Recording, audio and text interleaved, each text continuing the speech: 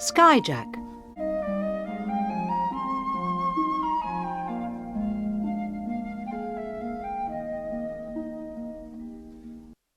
Chapter 1. The air hostess smiled. "Welcome aboard, sir. Would you like a newspaper?" "Yes, please." Carl took the newspaper and looked at his ticket.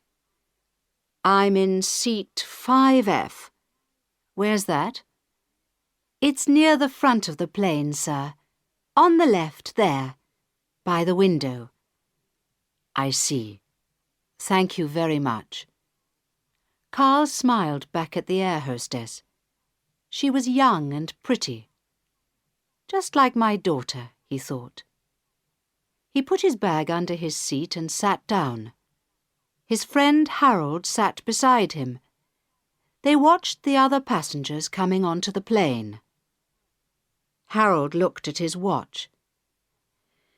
9:30 p.m., he said. "Good. We're on time." Carl agreed. "And in 3 hours we'll be home," he said. "That's good. We've been away for a long time. You'll be pleased to see your family, won't you, Harold?" Harold smiled. "Yes, I will. Have you seen this, sir?" He opened his bag and took out 2 small planes. "These are for my sons. I always bring something back for them." "How old are your sons?" Carl asked. 5 and almost 7. The older one has a birthday tomorrow." "He'll be very excited tonight, then." "Yes. I hope he gets some sleep." The plane took off. Carl watched the lights of the airport grow smaller below them. Then the plane flew above the clouds, and he could see the moon and the stars in the night sky. He lay back in his seat and closed his eyes. Chapter 2. Later he woke up. Harold was asleep. Carl looked at his watch. It was midnight. He called the air hostess. "Excuse me, what time do we arrive?" 11:30 p.m. local time, sir. That's about half an hour from now." "Thank you." Carl changed the time on his watch. "Anything else, sir?" "No, I don't think so. Oh, wait a minute. Could I have a cup of coffee, please?" "Yes, of course, sir." He watched her bring the coffee. "She walks like my daughter, too," he thought. "And she is very young. She looks nervous, not sure what to do." "How long have you been an air hostess?" he asked. She smiled. 3 months, sir," she said. "Do you like it?" "Yes, I love it. It's very exciting." She smiled nervously. "Will that be all, sir?" "Yes, thank you." "Have a nice flight." He drank the coffee and started to read his newspaper. When Harold woke up, Carl showed him a page in the paper. "Look, there you are," he said. He pointed to a picture. In the middle of the picture stood Carl himself, a short, thin man with grey hair, wearing a suit. Behind him on the left was Harold, a tall, strong young man, like a sportsman. Both men were smiling. "That's you and me outside the embassy," said Carl. "We're in the news again. You can show it to your sons. You're a famous man, Harold." Harold laughed. "You're the famous man, sir, not me," he said. "I'm just a police officer. It's my job to take care of you. That's a photo of you, not me." "Perhaps. But your children think that you're a famous man, I'm sure. Here, take it and show it to them." "Okay, thanks." Harold smiled and put the newspaper in his coat pocket. "I think I'll have a cup of coffee too." He called for the air hostess, but she did not come. Harold looked surprised. "What's the matter?" Carl asked. "The air hostess," Harold said. "She's sitting down talking to those two men." Carl looked up and saw the young air hostess. She was sitting in a seat at the front of the plane with two young men. They looked worried and nervous. Suddenly, one of the young men picked up a bag and walked into the pilot's cabin. The other man and the air hostess followed him. "That's strange," said Carl. "What are they doing?" "I don't know. It's very strange," said Harold. "I don't like it at all." He began to get out of his seat, but then stopped and sat down again. For 1 or 2 minutes nothing happened. None of the other passengers moved or spoke. They had seen the young men too. It became very quiet in the plane. A bell rang, and for a moment they could hear 2 voices arguing. Then the pilot spoke. "Ladies and gentlemen, this is the captain speaking. Please do not be afraid. There is a change of plan. We have to land at another airport before we finish our journey. There's no danger. We will land in 15 minutes. Please stay in your seats and keep calm. Thank you." Then the air hostess came out of the cabin. She looked very different now because she had a machine gun in her hand. She stood at the front of the plane and watched the passengers carefully. Chapter 3. "Here we are, madam." The big black car stopped, and a police officer opened the back door. "Thank you." Helen Sandberg smiled at him as she got out. Another police officer opened the front door of her house. Inside the house it was quiet. Her daughter was reading. She put the book down. "Hello, Mummy. You're late. You said you'd be home by 10 o'clock. I wanted to talk to you about my homework, remember?" Helen sat down. "I'm sorry, Sarah. I did remember, really. But I had a very busy day. Anyway, I'm home now. What's the problem?" "It's this book," said Sarah. "I have to write about it at school on Friday, and I don't understand it." "All right," said Helen. "Bring the book into the kitchen and I'll look at it while you make me a cup of coffee." They sat in the kitchen and talked for nearly half an hour. Then Helen looked at her watch. "OK, Sarah, that's enough for now. It's nearly midnight and I must be up at 6 tomorrow. I'm going to bed. Good night." Alone in her bedroom, she undressed and got into the big, empty bed. She was very tired. She closed her eyes, and in 3 minutes she was asleep. The phone rang at 12:15 a.m. Helen groaned and picked it up. "Hello? What? Who? Do you know what time it is?" She ran her hand through her hair and turned the light on. "What, now? I don't believe it. Are you sure?" The voice on the telephone explained carefully. Helen groaned again and sat up. "I hope it is serious. If it isn't, somebody is going to be in big trouble. Yes, all right. Send the car in 15 minutes, then. And bring me some coffee. Goodbye." She put the phone down and got out of bed. Outside the window she could hear a strong wind blowing. 20 minutes later she was sitting in the back of her big black car, drinking a cup of coffee and talking to the chief of airport police on the car telephone. It was raining heavily. Chapter 4. Carl looked out of the plane window.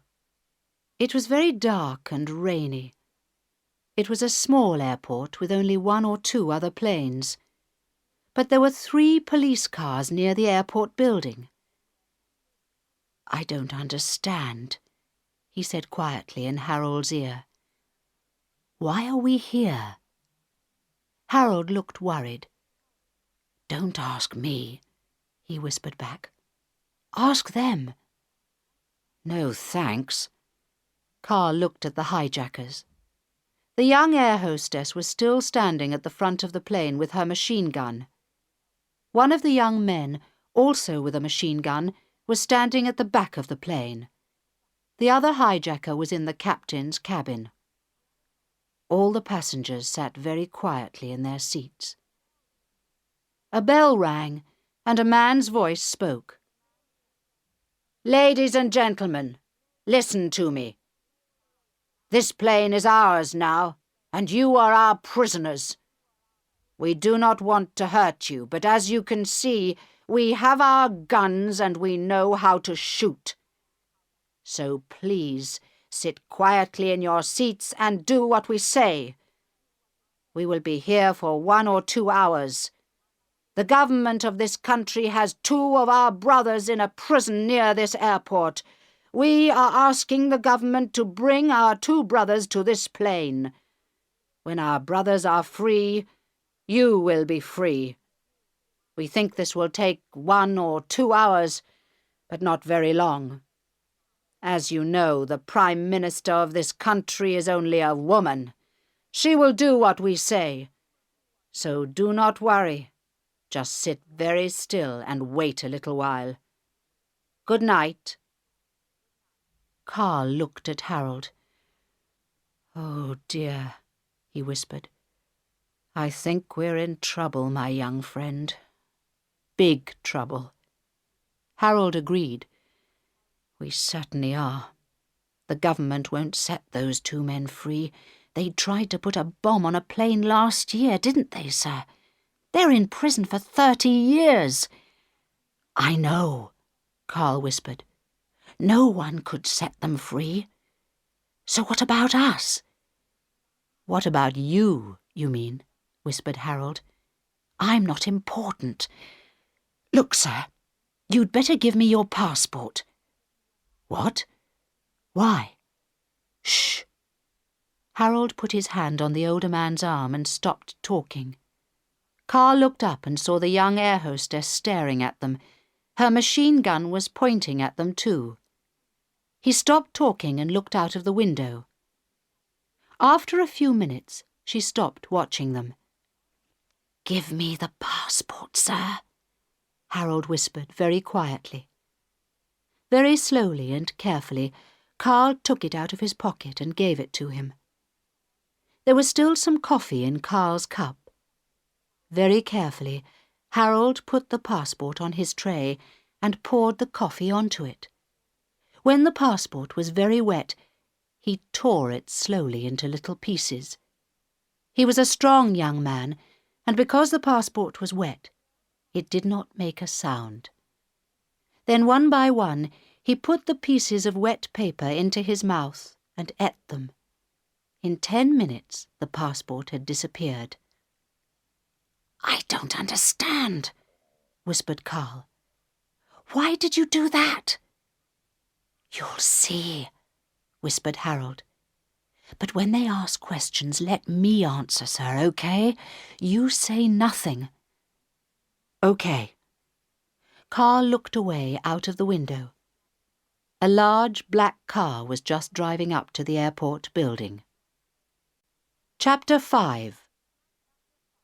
The black car stopped outside the airport building and a police officer opened the door. Helen Sandberg got out and went quickly inside. Upstairs in the control room, the Chief of Airport Police, Inspector Home, was waiting with a soldier. Helen's secretary, Michael, was there too. "Good evening, Prime Minister," said Inspector Home. "This is Colonel Carter, of the Special Commando Section." "Good evening, Colonel." Helen shook hands with the soldier and looked at him. He was a thin, tough-looking man, about 40 years old, with a brown face. His hand was hard and strong. "I hope you know your job," she thought. "I may need you." She looked out of the window. There was a large plane on the tarmac about 200 meters away. All its lights were on. "Is that the plane?" she asked. "That's it, Prime Minister." "Right. Give me the facts. How many people are on it?"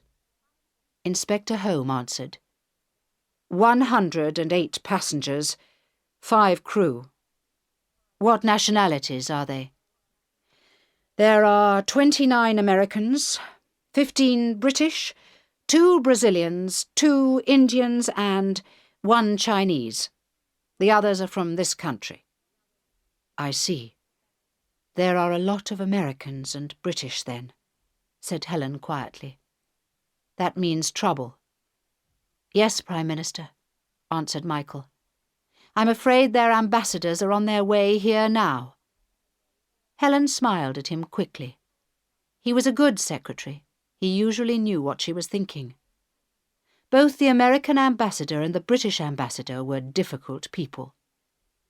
She turned back to Inspector Home. "Tell me about the hijackers. What do they want?" "We don't know how many hijackers there are, Prime Minister. But they have guns, we know that. And they want 3 things. Inspector Home paused and looked down at her. He was a very tall man, and he looked very important in his uniform. Helen didn't like him much. "Yes, well, what 3 things?" she asked quickly. "Firstly, they say we must set free their 2 brothers from prison. You remember, Prime Minister, 2 men tried to put a bomb on a plane last year. They are in prison near here." "I remember," Helen answered softly. "They're in prison for 30 years, aren't they?" "I think so. Something like that." The man paused. "Secondly, they say we must refuel the plane because they want to fly to another country. Thirdly, they say we must put this in all our newspapers. It says they are fighting for freedom for their people. They are freedom fighters. They want to liberate their people." He gave her a sheet of paper. Helen put it on the table. She did not read it. "And what about the passengers?" she asked. "When will the hijackers set them free?" "They say they will set most of the passengers free when their brothers are on the plane. But they want 10 passengers to fly away with them. They will set them free when they arrive." "I see." "There's one other thing, Prime Minister." Colonel Carter spoke for the first time. His voice was very quiet, almost gentle. "They say we must bring the prisoners to the airport in 2 hours. If not, they will kill a passenger. They said this 1 hour ago." "So we have 1 hour left?" "That's right, Prime Minister. Just 1 hour. Then they will kill the first passenger." "I see." Helen walked slowly to the window and stared out at the plane. It was still raining, and a strong wind was blowing. She turned round. "Thank you, gentlemen. I will have to talk to them. But first I need a few minutes to think. Colonel Carter, Inspector, please go to the other room. Tell the hijackers I will talk to them in 5 minutes. Michael, stay here." "But—" "Yes, madam." Inspector Home looked unhappy, but he went out slowly with the Colonel. Michael sat quietly looking at her. He knew what she was thinking. "Have you got the passenger list, Michael?" "Yes, Prime Minister. Here you are." She picked up the list of names and looked at it carefully. "Oh, my God!" His name was near the beginning. She dropped the list sat down at the table, and ran her hands through her hair. For a long minute she said nothing. Then she looked up. "This is going to be very difficult, isn't it, Michael?" "I'm afraid so, Prime Minister. Very difficult indeed." Helen stood up and walked to the window, thinking hard. Outside in the rain, the American ambassador's car stopped by the door. Chapter 6. Carl looked through the window and watched the cars arrive at the airport building. There were a lot of cars now and a lot of lights in the building. Inside the plane it was hot and quiet. There was nothing to do. He remembered other times when he had been in a plane at night with his wife and daughter. That had been fun, because they were excited and going on holiday.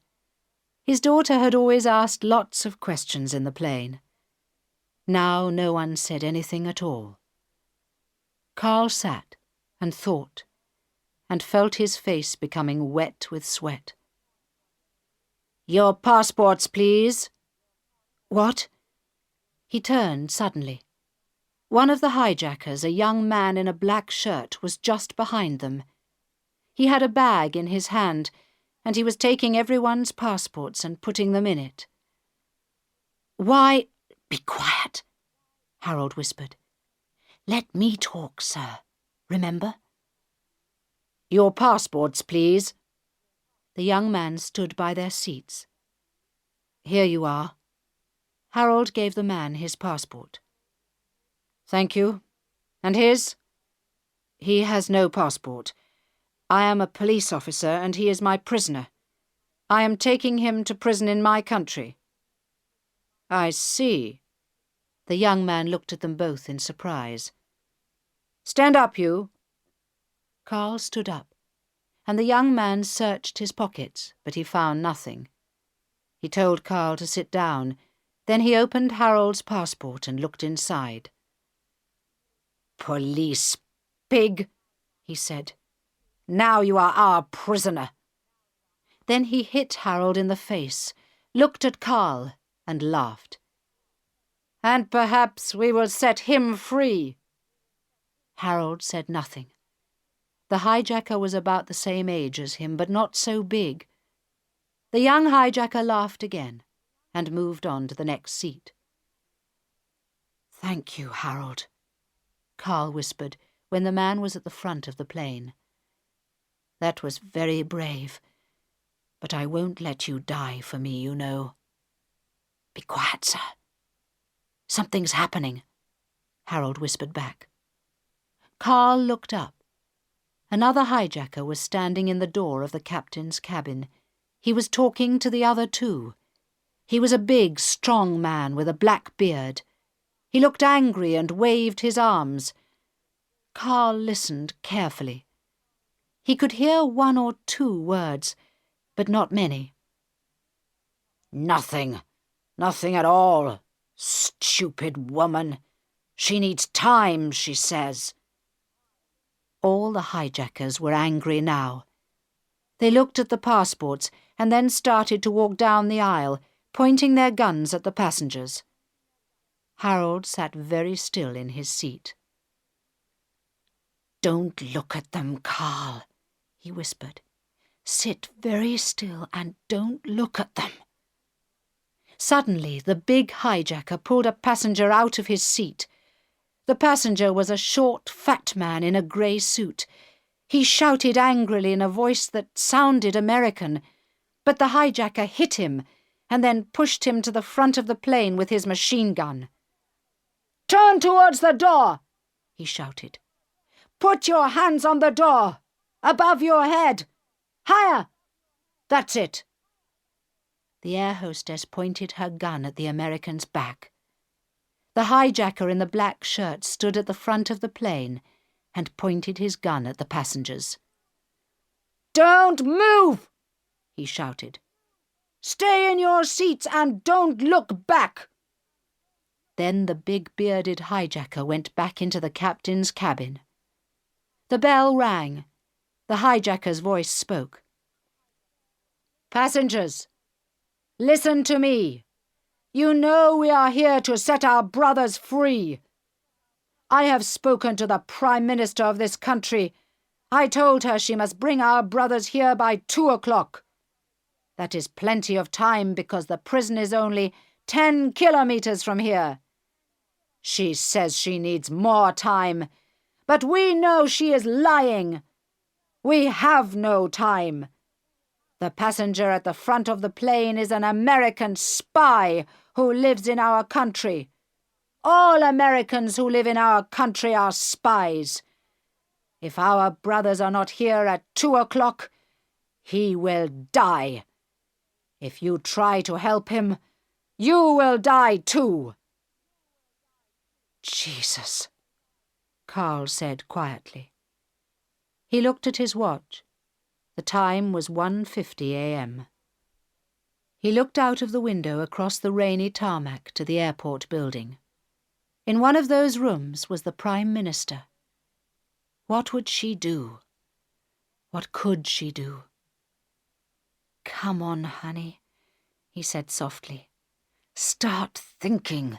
Think fast, honey, and think hard. Chapter 7. Helen Sandberg sat at the radio in the control room.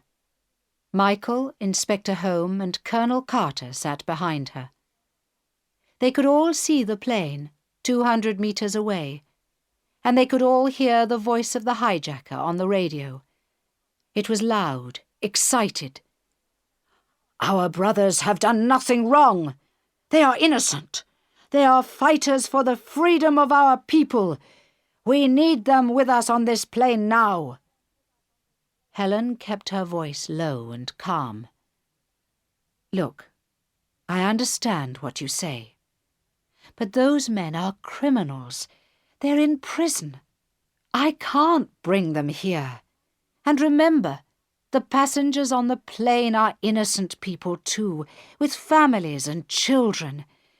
Please set them free. We will not hurt you.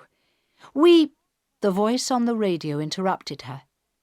Mrs. Sandberg, I do not want to talk any more. It is now 1:59 a.m. Do you have our brothers here at the airport? No. I told you. Then watch the front door of the plane. You can see it well, I hope. Yes. Helen's voice was quiet now, almost a whisper. Then watch. There is an American spy behind it. And remember, we have many American spies and many important business people on this plane. In half an hour, I will ask you again about my brothers. Helen stared out at the plane. Its front door was very small and far away.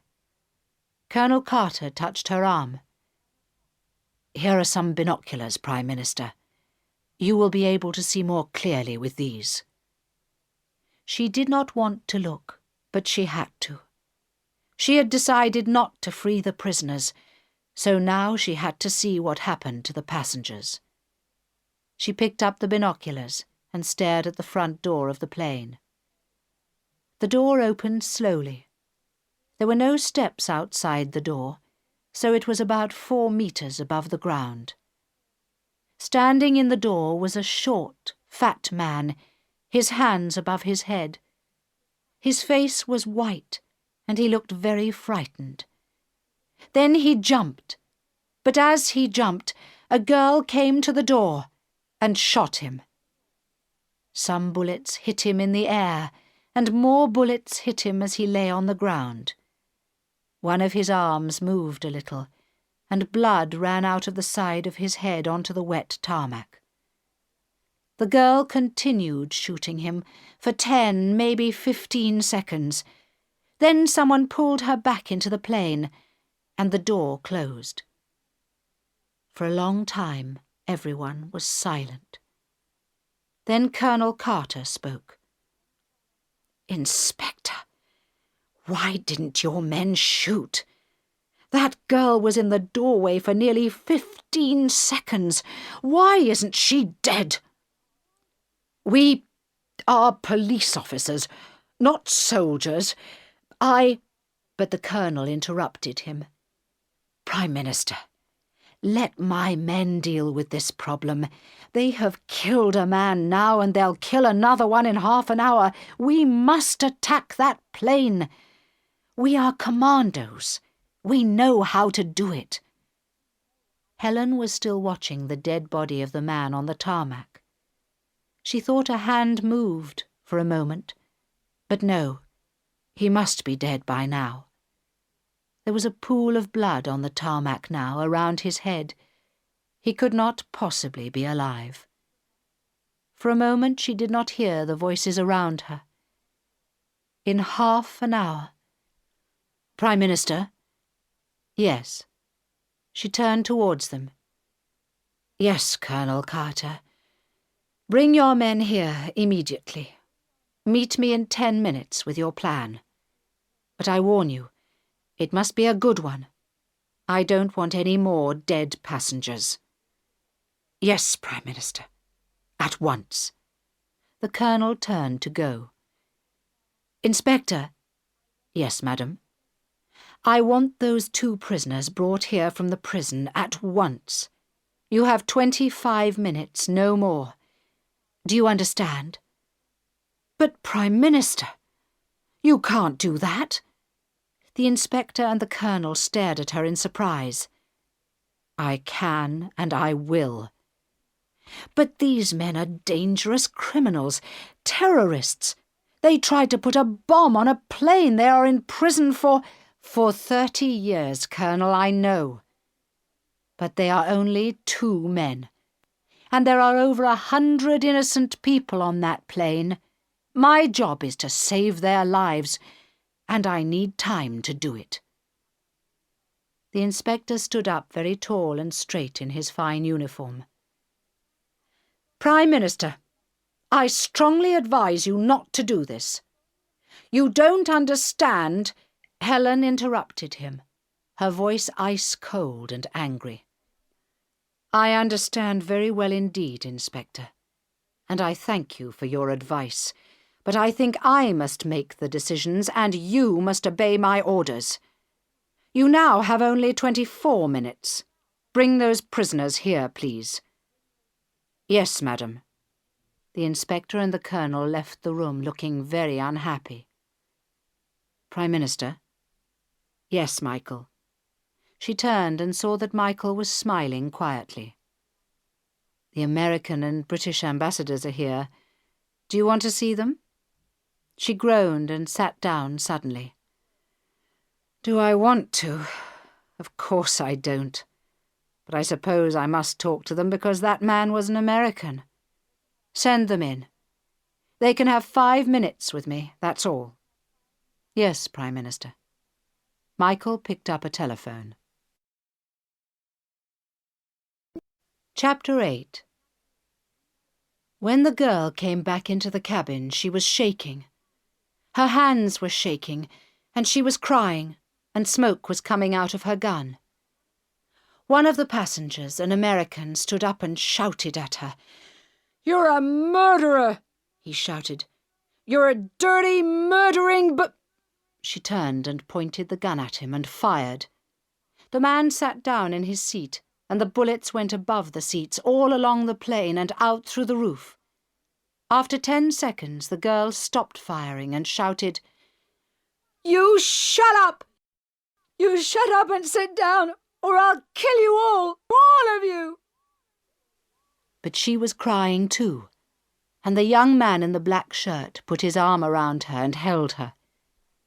She leaned against him, crying, and he whispered something in her ear.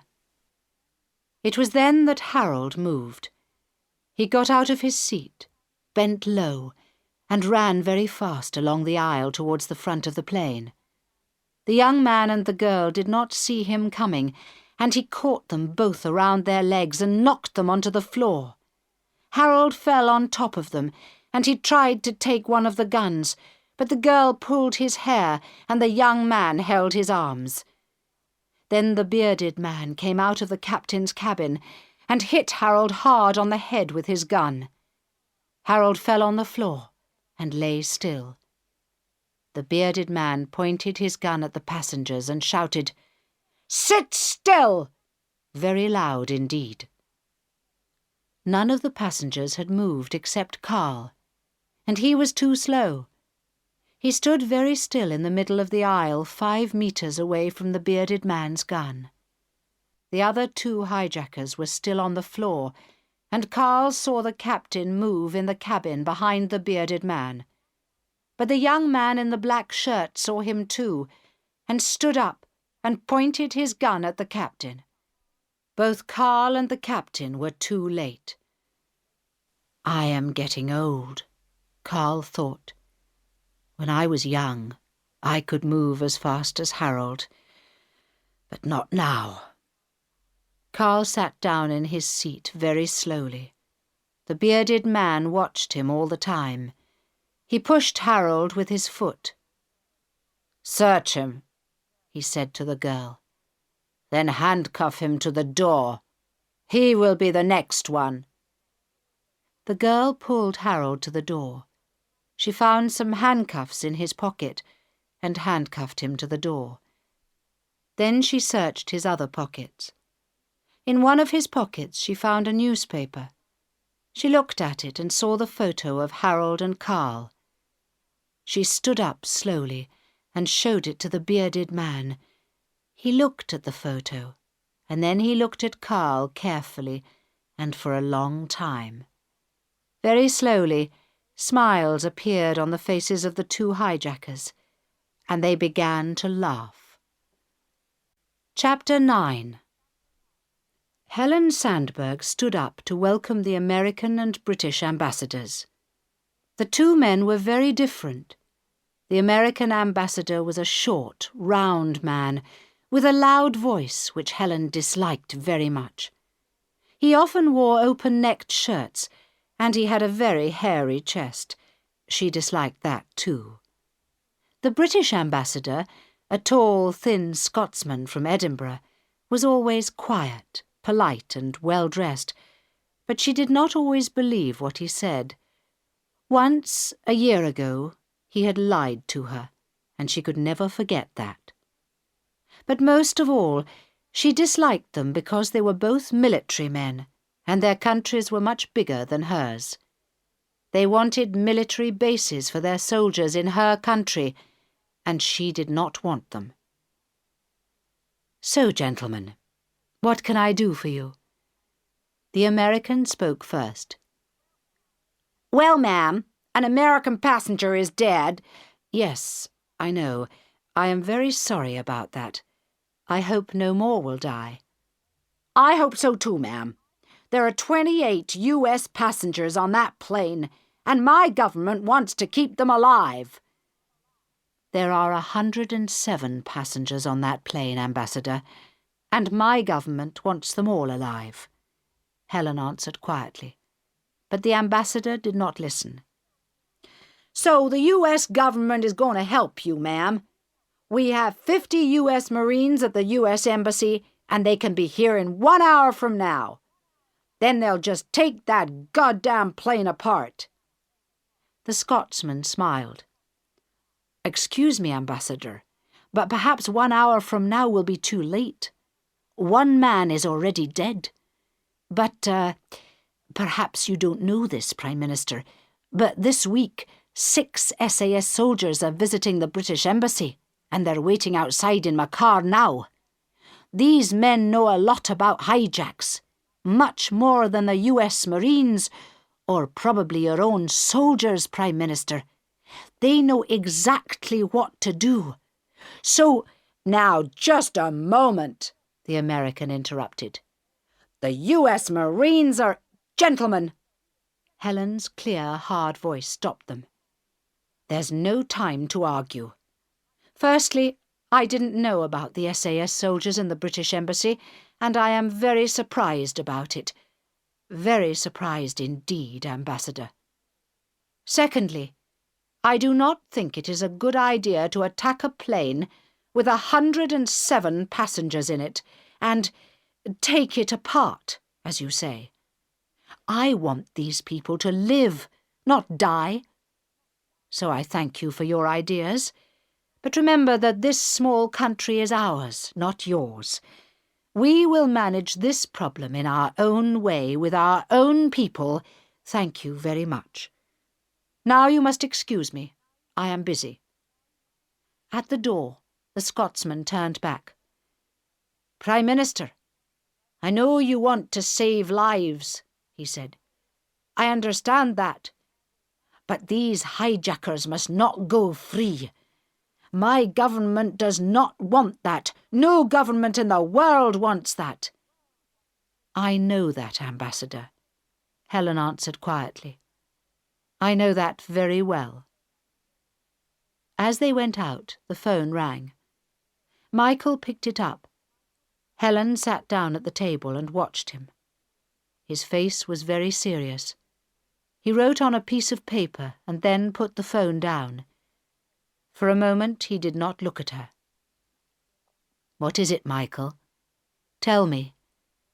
"It was a radio message from the plane, Prime Minister." "Well, what did they say? Didn't they want to talk to me?" "No, Prime Minister. Just the message. It says, 'We love our brothers. We hope the Prime Minister loves her husband. He is on the plane, just behind the door.'" For a long moment she stared at Michael, but she did not speak. A picture of the American passenger appeared in her head. She saw him jumping out of the door, and the girl shooting him for 10, maybe 15 long seconds. "I'm sorry, Prime Minister," said Michael softly. "What?" "Yes, so am I. I thought perhaps the hijackers didn't know Carl was my husband. But now they do know." She ran her hand through her hair and then looked at her watch, but her hand was shaking so much that she could not tell the time. The phone rang again. Michael picked it up. "Colonel Carter is outside, Prime Minister." He watched her, waiting for an answer. "I'll tell him to wait, shall I?" She put her hands flat on the table and stood up. Yes, Michael. Tell him to wait 2 minutes, that's all." She walked to the window and stared out at the plane. She pressed her forehead against the cool glass, and for 2 minutes she did not move. Then she turned round and smiled at Michael. "Let's just hope Colonel Carter's plan is a good one, shall we? Show him in." Chapter 10. In the plane, Carl and Harold sat on the floor by the door. They were handcuffed together with Harold's handcuffs. The girl hijacker stood watching them with her gun. The bearded man was in the captain's cabin, and the young man in the black shirt was watching the other passengers. Harold touched his head with his hand. There was blood in his hair. "How do you feel, my young friend?" Carl asked. "It hurts," Harold answered, "and I can't see well." "This man needs a doctor," Carl said to the girl angrily. She laughed. "That's your wife's problem, not mine," she said. "If our brothers come, he will get a doctor. If they don't come, he won't need one." She pointed her gun at Harold's head and laughed again. She wasn't at all nervous now. Carl felt angry. He was angry with the hijackers, and he was angry with himself because he had not moved fast enough to help Harold. It was good to be angry. When he was angry, he did not feel so afraid. "How old are you?" he asked the girl. She did not answer. "I asked you a question," he said. "How old are you? 18, 19? You're not very old, really, are you? You're just a child." The girl's face went red. "I'm 20, she said angrily. "I'm not a child." "You look like a child," Carl said. You're only 2 years older than my daughter. Why are you doing this?" The girl laughed. She didn't look at his eyes. "Why? You wouldn't understand." "I don't think you understand what you're doing," Carl said. "None of the people in this plane has hurt you. We are all innocent. That man you killed, he wasn't a spy. He was just an American businessman. You've never seen any of us before. Why do you want to kill us?" The girl looked worried and angry. She pointed the gun straight at Carl's head. "I don't want to kill you," she said.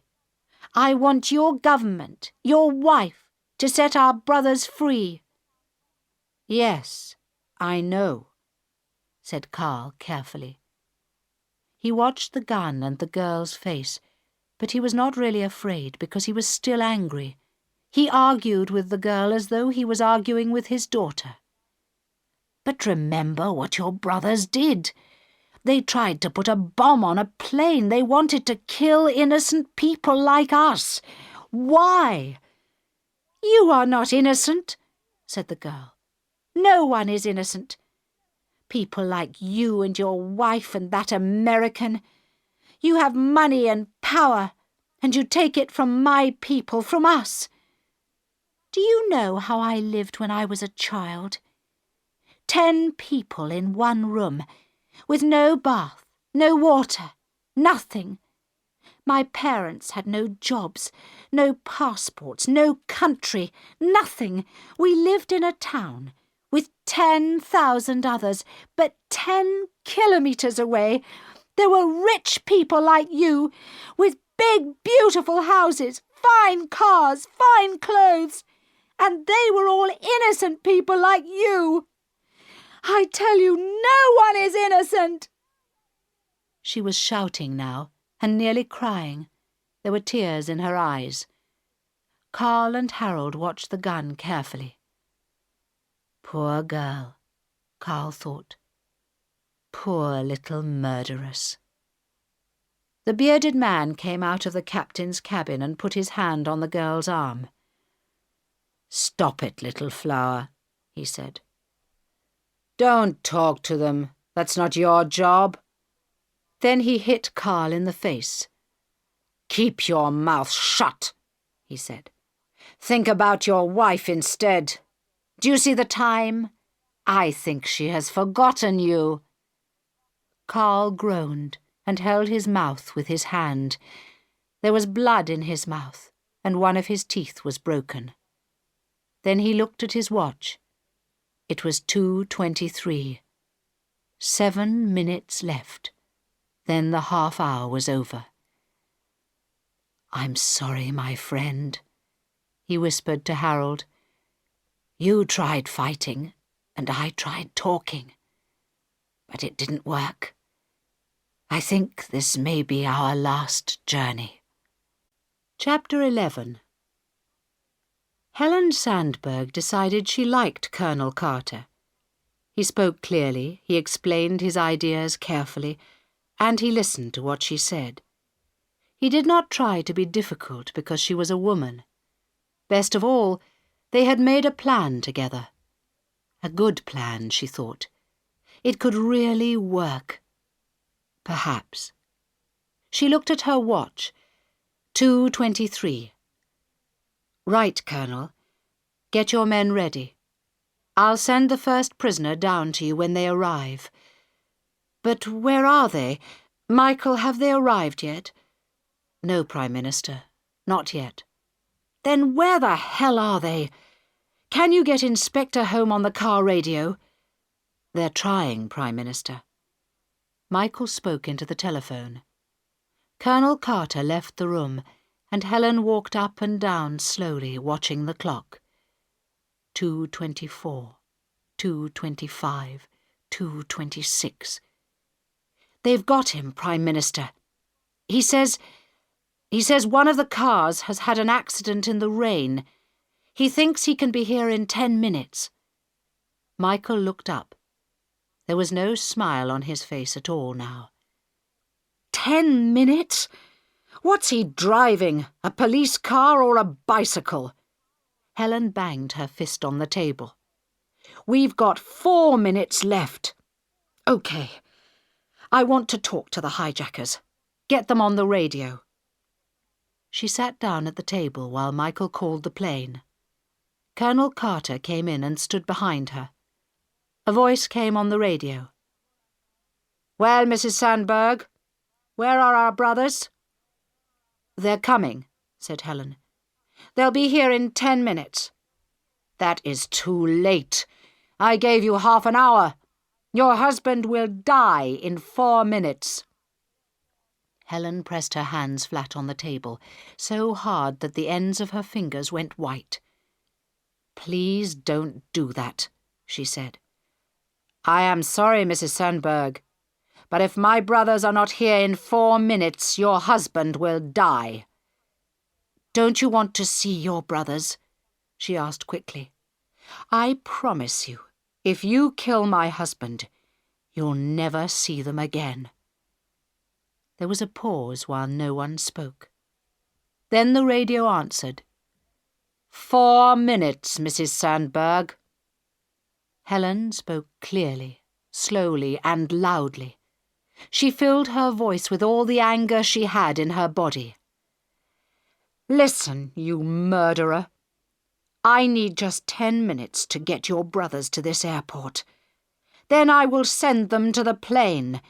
But if you kill my husband or anyone else, then I promise you that your brothers will die on the tarmac in front of that plane. Is that what you want? Or will you wait 10 minutes? There was another longer pause. Helen stared out into the night. She did not see anything. All right. 10 more minutes. Thank you. Now there is one more thing. The passengers. What about them? You must set them free before I send your brothers to the plane. The voice on the radio laughed. Because you are a woman. Do you think all men are stupid like your husband? Send me our brothers, then refuel the plane, and then I will send you the passengers. No, answered Helen. She looked at Colonel Carter. This is how we will do it. I will send you one of your brothers, and then you must send me the passengers. When we have all the passengers, then we will refuel the plane and send you your other brother. The voice laughed again. Do you think you are buying cheap fish from a child in the market? Send us one brother then, and we will send you 100 passengers. Refuel the plane and send us the other brother, and we will send you the other passengers. But the pilot and your husband must come with us to another country. We will set them free later. Helen looked at Colonel Carter. There was the beginning of a smile on her face. She could see that he agreed with her. She waited for a moment longer to worry the hijacker. Is it agreed, woman? Or do I kill your husband now? I agree. I will send your first brother to you in 10 minutes. Chapter 12. Carl felt his broken tooth with his tongue. The door of the captain's cabin was open, and he could see the bearded hijacker sitting inside. He had a long nose and dark hair, and his eyes looked green from the light of the instruments in the dark cabin. He held his gun near his mouth, and touched it gently with his lips as he waited. Carl had heard half of the conversation. 8 of the 10 minutes had gone. Now that he could do nothing, he felt afraid. He could feel his hand in the handcuffs shaking. Harold felt it too, and held Carl's hand with his own. Don't worry, Mr. Sandberg, Harold whispered. We'll get out of here. Perhaps, Carl answered, and perhaps not. But I don't want these murderers to go free." "Shh," Harold whispered. Carl looked up and saw the girl watching them. Then suddenly the bearded man shouted, "They're coming! Look! Get ready!" The girl went into the captain's cabin. Harold and Carl stood up and looked through a window. They saw 3 men pushing some steps across the tarmac. The men put the steps outside the plane door and then went back again. Then 2 more men came out of the building. They were wearing bright yellow coats because of the rain. One man walked towards the plane. "Come away from the door, quick!" The girl unlocked the handcuffs and pushed Harold and Carl back to their seats. Then she started to open the door. "Wait! Turn the lights out and stand back from the door," said the bearded man. "They will try to shoot us in the light from the door." The door opened and the man in the yellow coat came into the plane. He was thin, with very short hair. The girl shut the door, the lights came on, and the man shut his eyes in the bright light. The girl and the bearded man put their arms around him, laughing. "Free! You are free now, brother. And the other one, is he safe? Come into the cabin, let's talk." Carl and Harold watched sadly. "So now she will give them what they want, because of me," said Carl quietly. "We will be safe, but they will go free to bomb another plane, because of me." He held his head in his hands. "Wait, Mr. Sandberg," said Harold. "Your wife isn't stupid, you know. This game has not ended yet. Sit still and be ready." The other passengers sat quietly, waiting to be free. Chapter 13. Helen Sandberg stood by the control room window staring at the plane. "Come on," she said. "Why is that door shut? Where are the passengers?" "The hijackers won't set them free," said Inspector Home. "I told you, Prime Minister. This is a serious mistake." "Be quiet, man," said Colonel Carter. "I think we've got something on the radio." Beside him, a soldier was turning the controls of a small army radio. Suddenly, the voices of one of the hijackers and the prisoner came into the room. "So, how many soldiers are there in the airport building, my brother?" "I didn't see any soldiers, only police." "That's strange. No soldiers at all?" "I did not see any, brother." "Very strange. But these are not military people.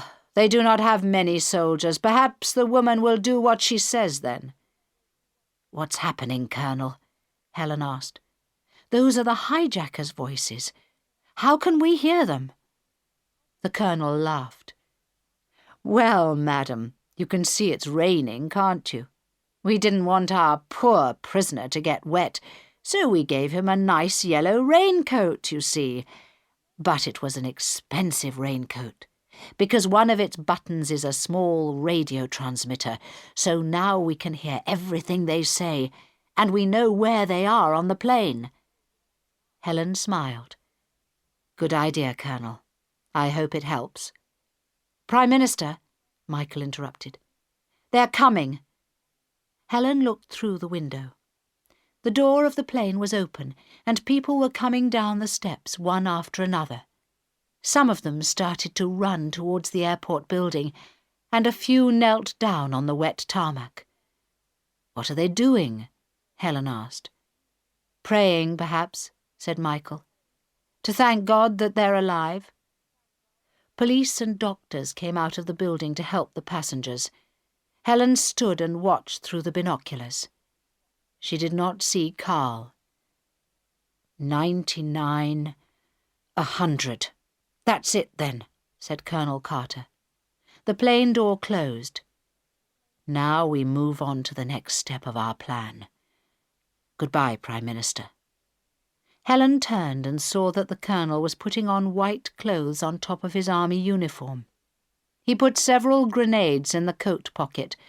and a machine gun into a long pocket inside the coat. He smiled at her. "I must help my men refuel the plane." "May God go with you, Colonel," she said. Chapter 14. The lights in the plane went out again. There were only 11 of them left now. Carl Sandberg and Harold, 4 crew and 5 Americans. They sat together in the middle of the plane. The girl and the young man in the black shirt watched them. Through the window, Carl saw the fuel tanker drive towards the plane. It stopped, and 5 men in white clothes got out. The pilot went to the front of the plane to work the controls, and the men started to refuel the plane. Then he saw another man in a yellow raincoat come out of the airport building. The bearded hijacker started to talk very excitedly. "Is it him?" "Yes, it is. Our leader. My brother and sister, we have done it. Now I must welcome him at the door. You, brother, watch the pilot in the cabin, and sister, watch the passengers." Carl Sandberg watched the man in the yellow coat walk nearer.